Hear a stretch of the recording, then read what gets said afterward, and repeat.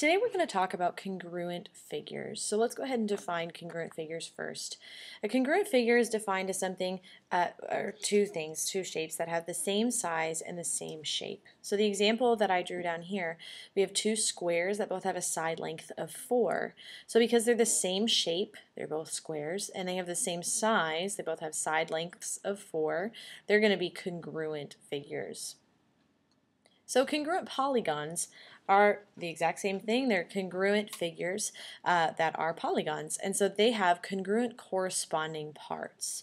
So corresponding, if you remember from when we talked about angle pairs, are things that are in the same spot. So angle A would be corresponding to angle H, whereas angle D would be corresponding to angle K.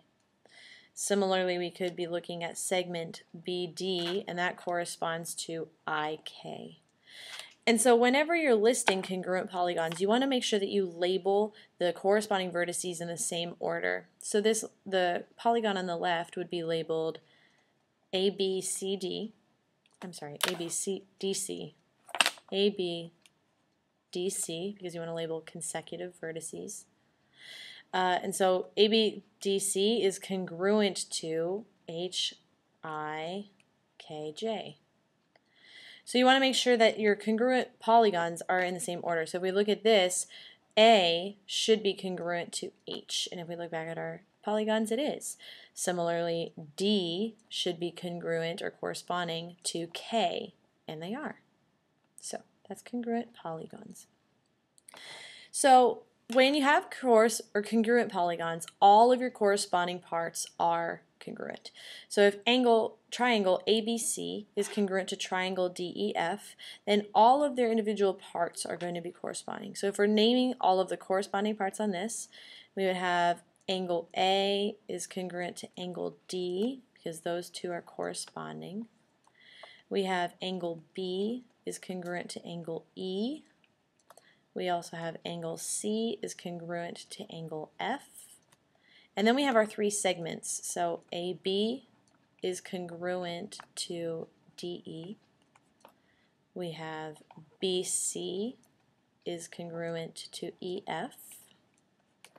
And then we have AC is congruent to DF.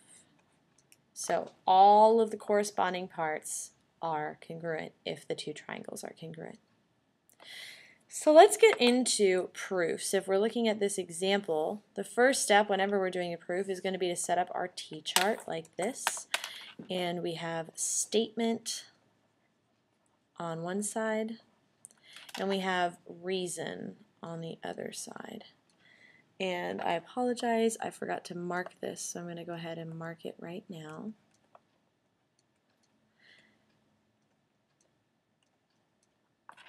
Oops. 1, 2, 3, and we'll put little angles. Alright, so the first thing you want to do when you're doing a proof is state your givens. So our givens are anything that the diagram or that the words tell us. So we don't have any words telling us anything, but a diagram is telling us something. First, it's telling us that angle B is congruent to angle D. And our reason for that is just going to be given. It's also telling us that angle A is congruent to angle E. That's also given. We are also told that segment AB is congruent to segment DE. Given. And what else? AC is congruent to CE. And then our last given is that BC is congruent to CD. But if we need to conclude, we're asked to prove that the two triangles are congruent. And in order for the two triangles to be congruent, then all of the corresponding parts must be congruent. And as we can see here, we should have 3 angles and 3 segments because we're dealing with triangles. We only have 2 angles and we have 3 segments, so we're missing one more angle. If we look at the actual triangles, we know that we're missing the angle C. So we're going to label it with 3 letters because C is the vertex of multiple angles. because C is the vertex of multiple angles. So we have angle ACB is congruent to angle EDC. And they're congruent because they're vertical angles. Vertical angles are always congruent, as we talked about before. So now that we have 3 angles and 3 segments, we can go ahead and conclude that ABC is congruent to triangle EDC, and that's because the corresponding parts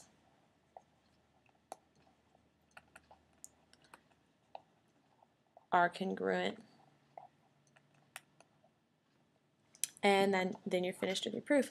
So if we go back to the steps of a proof, the first step is to state your givens. The second step,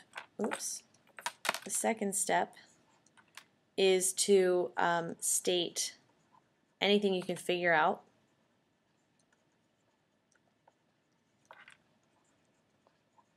And then the third step is to prove what you're asked to prove. And then the fourth step that I want you guys to do is go back and make sure that your last statement matches what you were asked to prove. So fourth step, check last statement matches question. So that's the first example of a proof that we'll do. Now I want you to learn a new theorem, and this theorem doesn't have a name. It just simply states that if 2 angles of one triangle are congruent to 2 angles of another triangle, then the third angles are also congruent. So if we're looking at these 2 triangles and we know that A is congruent to D and B is congruent to E, we can conclude, so we can say then angle C is congruent to angle F, so that those third triangles are congruent. So let's do one more proof using that new theorem. So we go ahead and make our T-chart with statement and reason. And if you want to abbreviate that S and R, that's fine by me. So if we remember, the first step is to state our givens. And so we're told that QP is congruent to SP. That's given. We're also told that QR is congruent to SR, given. Then we're also told that angle QPR is congruent to angle SPR, given. I'm so sorry, I forgot to put a loop right here. Then we're told that angle Q is congruent to angle S, and that one's given. So those are all of our givens. Now we need to infer a couple things. So if we go through our checklist, we have 2 segments, 2 angles. We're missing 1 segment and 1 angle. So the segment that we're missing is PR. And PR is going to be congruent to itself because it's used in both triangles. And obviously it's congruent to itself because it is itself, right? And that is called the reflexive property. So that's something that we haven't talked about yet, but you do need to write that down. The reflexive property.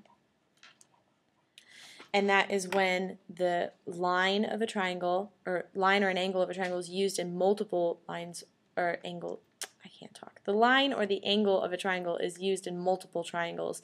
So it is itself. So obviously it's congruent to itself.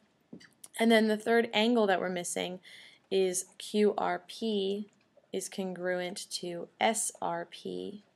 And that's the theorem that we just learned, that if 2 angles are congruent, then the third angles are congruent. So now we have all of our corresponding parts set as congruent. We can go ahead and prove that triangle QPR is congruent to triangle SPR because of the corresponding parts are congruent.